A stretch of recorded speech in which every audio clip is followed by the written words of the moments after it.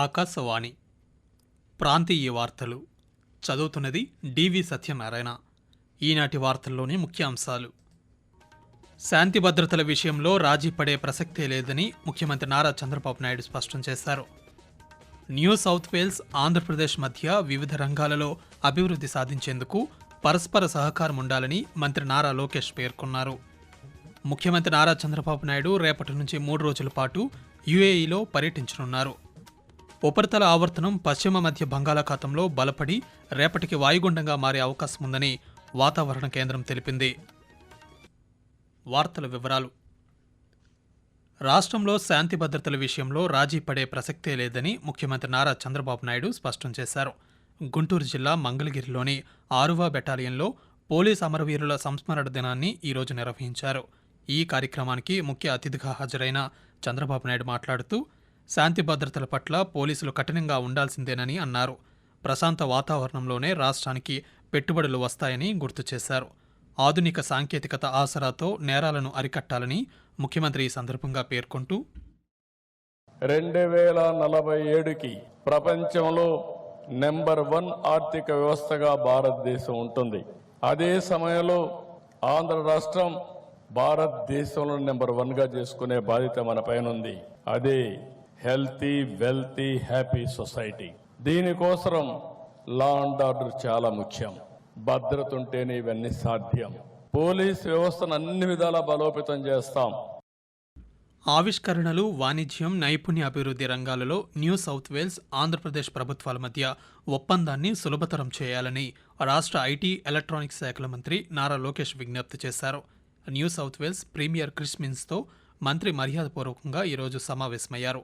ఈ సందర్భంగా మాట్లాడుతూ అడ్వాన్స్డ్ మ్యానుఫ్యాక్చరింగ్, స్టార్టప్లు, గ్రీన్ టెక్నాలజీలలో సహకారాన్ని ప్రోత్సహించేందుకు Andhra Pradesh, New South Wales innovation industry భాగస్వామ్యాన్ని ఏర్పాటు చేయాల్సిందిగా కోరారు. అదేవిధంగా న్యూ సౌత్ వేల్స్ ఇన్నోవేషన్ క్లస్టర్లను ఆంధ్రప్రదేశ్లో రాబోయే ఇన్నోవేషన్ స్టార్టప్ హబ్లతో అనుసంధానించే ఎక్స్చేంజ్ కార్యక్రమాలకు మద్దతు ఇవ్వాలని పేర్కొన్నారు. Renewal energy, meditech, agritech, logistics వంటి రంగాల్లో పనిచేస్తున్న న్యూ సౌత్ వేల్స్ కంపెనీలు ఆంధ్రప్రదేశ్లో పెట్టుబడులు పెట్టేలా ప్రోత్సహించాలన్నారు. విశాఖపట్నంలో గూగుల్ డేటా సెంటర్ ఏర్పాటు కావడంతో రాష్ట్రం విశేష అభివృద్ధిని సాధిస్తుందని భారతీయ జనతా పార్టీ రాష్ట్ర అధ్యక్షులు పివిఎన్ మాధవ్ తెలిపారు. విశాఖలో ఈరోజు జరిగిన ఒక కార్యక్రమంలో గూగుల్ ఏఐ డేటా సెంటర్పై ఆయన పవర్ పాయింట్ ప్రజెంటేషన్ ఇచ్చారు. ఈ సందర్భంగా మాట్లాడుతూ రానున్న కాలంలో విశాఖ అంతర్జాతీయంగా కీలక పాత్ర పోషించనుందని చెప్పారు. విశాఖ కేంద్రంగా యువతకు మంచి అవకాశాలు రాబోతున్నాయని పివిఎన్ మాధవ్ పేర్కొంటూ గూగుల్ ఆల్ఫాబెట్ ఇంక్ ఆర్టిఫిషియల్ ఇంటెలిజెన్స్ హబ్ సుమారు $15 మిలియన్ ఇన్వెస్ట్మెంట్ విశాఖపట్నం కేంద్రంగా అవ్వటం, గూగుల్ యొక్క చరిత్రలోనే highest investment out side America, అలాగే ఇండియా చరిత్రలోనే ఫారిన్ డైరెక్ట్ ఇన్వెస్ట్మెంట్ విదేశాల నుంచి అత్యధికంగా వచ్చిన మొదటి సందర్భం ఏఐలో ఇవాళ మనకి వచ్చిన 1,20,000 కోట్ల రూపాయల ద్వారా అభివృద్ధి, దాంతో పాటు పెద్ద ఎత్తున మనకి ఇన్నోవేషన్ కి మనదొక హబ్ గా మారబోతుంది. రేపటి నుంచి 3 రోజుల పాటు యుఏఈలో ముఖ్యమంత్రి నారా చంద్రబాబు నాయుడు పర్యటించనున్నారు. రాష్ట్రానికి పెట్టుబడుల సాధన కోసం ముఖ్యమంత్రి బృందం ఈ పర్యటన చేపట్టనుంది. రేపు ఉదయం 10 గంటలకు హైదరాబాద్ నుంచి దుబాయ్కి చంద్రబాబు నాయుడు బయలుదేరి వెళ్లనున్నారు. వివిధ అంతర్జాతీయ సంస్థల యాజమాన్యాలు, ప్రతినిధులతో ముఖాముఖి సమావేశాలలో ముఖ్యమంత్రి పాల్గొంటారు. అదేవిధంగా పారిశ్రామికవేత్తలతో పాటు యుఏఈకి చెందిన ప్రభుత్వ ప్రతినిధులతోనూ సమావేశమవుతారు. దుబాయ్లో సిఐఐ రోడ్ షో కార్యక్రమంలో చంద్రబాబు నాయుడు పాల్గొంటారు. అలాగే దుబాయ్లో ఏపీఎన్ఆర్టీ ఆధ్వర్యంలో నిర్వహిస్తున్న తెలుగు డయాస్పోరా సమావేశానికి ముఖ్యమంత్రి హాజరవుతారు. వచ్చే నెల 14, 15వ తేదీల్లో విశాఖలో జరగనున్న పార్ట్నర్షిప్ సమ్మిట్కు వివిధ సంస్థల ప్రతినిధులను ఈ సందర్భంగా చంద్రబాబు నాయుడు ఆహ్వానిస్తారు. ఆకాశవాణి ప్రాంతీయ వార్తలు వింటున్నారు. రాష్ట్రంలో అదనంగా 7 కొత్త డయాలసిస్ కేంద్రాలను ఏర్పాటు చేయనున్నామని వైద్య ఆరోగ్య శాఖ మంత్రి సత్యకుమార్ యాదవ్ ఈరోజు ఒక ప్రకటనలో వెల్లడించారు. విజయనగరం జిల్లా ఎస్కోట, పశ్చిమ గోదావరి జిల్లా భీమవరం, చిత్తూరు జిల్లా పీలేరు ఏరియా ఆసుపత్రులలో, అలాగే పార్వతీపురం మన్యం జిల్లా సీతంపేట, శ్రీ పొట్టి శ్రీరాములు నెల్లూరు జిల్లా వెంకటగిరి, బాపట్ల జిల్లా అద్దంకి, నంద్యాల జిల్లా సున్నిపెంట సిహెచ్సి ఆసుపత్రుల్లో ఈ డయాలసిస్ కేంద్రాలు కొత్తగా రానున్నాయని మంత్రి చెప్పారు. ప్రతి కేంద్రంలోనూ రోజుకు 3 సెషన్ల ద్వారా 15 మందికి చొప్పున రక్తశుద్ధి జరుగుతుందని తెలిపారు. ప్రధానమంత్రి నేషనల్ డయాలసిస్ ప్రోగ్రాం కింద ఏర్పాటు కానున్న ఒక్కొక్క కేంద్రంలో సుమారు 75 లక్షల రూపాయలు విలువ చేసే 3 రక్తశుద్ధి యంత్రాలు, వైద్య పరికరాలు సమకూరుతాయని ఆయన పేర్కొన్నారు. ప్రస్తుతం రాష్ట్రంలో 232 కేంద్రాలు పనిచేస్తున్నాయని చెప్పారు. రానున్న కొత్త వాటితో కలిపి వీటి సంఖ్య 239కి చేరుకుంటుందని ఆయన వెల్లడించారు. డాక్టర్ బిఆర్ అంబేద్కర్ కోనసీమ జిల్లా బాణసంచా పేలుడు ఘటనలో మృతుల కుటుంబాలకు ఒక్కొక్కరికి 15 లక్షల రూపాయల చొప్పున పరిహారం అందించాలని ముఖ్యమంత్రి నారా చంద్రబాబు నాయుడు ఆదేశించారు. రాష్ట్ర సచివాలయంలో ముఖ్యమంత్రితో హోంమంత్రి వంగలపూడి అనిత ఈరోజు సమావేశమయ్యారు. బాణసంచా పేలుడు ఘటనపై అధికారులు ముఖ్యమంత్రికి నివేదికను అందించారు. లైసెన్స్ ఇచ్చే ముందు నిబంధనలు పాటిస్తున్నారా లేదా అనేది అధికారులు తనిఖీలు నిరంతరం చేయాలని చంద్రబాబు నాయుడు సూచించారు. అలాగే తయారీ కేంద్రాల వద్ద సీసీ కెమెరాలు ఏర్పాటు చేయాలని, కంట్రోల్ రూమ్ ద్వారా నిరంతరం పర్యవేక్షణ ఉండాలని స్పష్టం చేశారు. నిబంధనల ప్రకారం లేని తయారీ కేంద్రాలను ఎట్టి పరిస్థితుల్లోనూ అనుమతించొద్దని ముఖ్యమంత్రి ఆదేశించారు.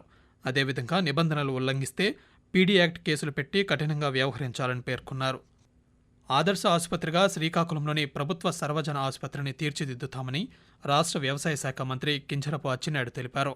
రాష్ట్రంలో విద్య, వైద్యానికి ప్రభుత్వం అధిక ప్రాధాన్యతనిస్తోందని ఆయన స్పష్టం చేశారు. ఆసుపత్రిలోని వివిధ విభాగాలను మంత్రి ఈరోజు తనిఖీ చేశారు. అనంతరం ప్రభుత్వ వైద్య కళాశాలలో జిల్లా కలెక్టర్ స్వప్నిల్ దినకర్ పున్కర్తో కలిసి మంత్రి సమీక్ష నిర్వహించారు. ఈ సందర్భంగా మాట్లాడుతూ ఓపీలో సీనియర్ వైద్యులు కూడా తప్పనిసరిగా అందుబాటులో ఉండాలని సూచించారు. అన్ని విభాగాల్లో వైద్యులను షిఫ్ట్ పద్ధతిలో కేటాయిస్తూ రోస్టర్ను ప్రదర్శించాలని ఆదేశించారు. అదేవిధంగా ఆసుపత్రిలో ఆపరేషన్ల సంఖ్యను పెంచాలన్నారు. ప్రధానమంత్రి నరేంద్ర మోదీ తన మనసులోని భావాలను ఆకాశవాణి ద్వారా దేశ ప్రజలతో పంచుకునే మన్ కీ బాత్ మనసులోని మాట కార్యక్రమం 127వ సంచిక ఈ నెల 26వ తేదీ ఆదివారం ప్రసారమవుతుంది. మన్ కీ బాత్ కార్యక్రమానికి ప్రజలు తమ సూచనలు, సలహాలు అందించాలని ప్రధానమంత్రి కోరారు. ప్రజలు తమ స్వర సందేశాలను 1800-117800 నెంబర్కు లేదా నరేంద్ర మోదీ యాప్కు ఈ నెల 24వ తేదీ సాయంత్రం వరకు పంపవచ్చు. రాష్ట్రంలో జూద గృహాల నిర్వహణ విషయంలో పోలీసులు తీసుకున్న చర్యలను నివేదిక రూపంలో తెలియజేయాలని ఉప ముఖ్యమంత్రి కె పవన్ కళ్యాణ్ పోలీసు అధికారులను కోరారు. రాష్ట్రంలో చట్టవిరుద్ధంగా జూద కేంద్రాలు కొనసాగుతున్నాయని ఆయన పేర్కొన్నారు.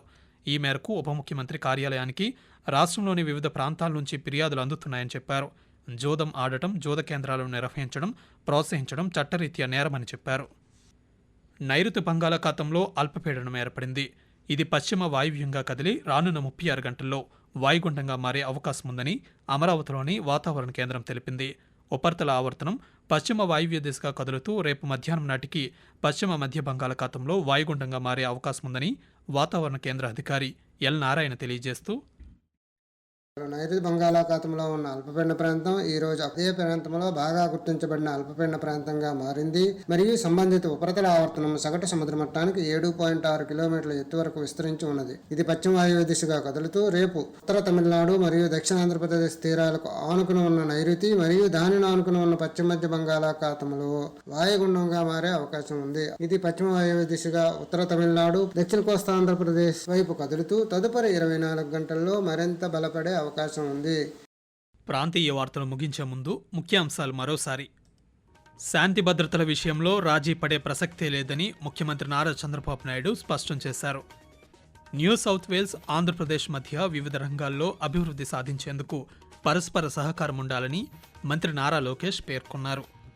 ముఖ్యమంత్రి నారా చంద్రబాబు నాయుడు రేపటి నుంచి 3 రోజుల పాటు యుఏఈలో పర్యటించనున్నారు. ఉపరితల ఆవర్తనం పశ్చిమ మధ్య బంగాళాఖాతంలో బలపడి రేపటికి వాయుగుండంగా మారే అవకాశం ఉందని వాతావరణ కేంద్రం తెలిపింది. ఆకాశవాణి ప్రాంతీయ వార్తలు ఇంతటితో సమాప్తం.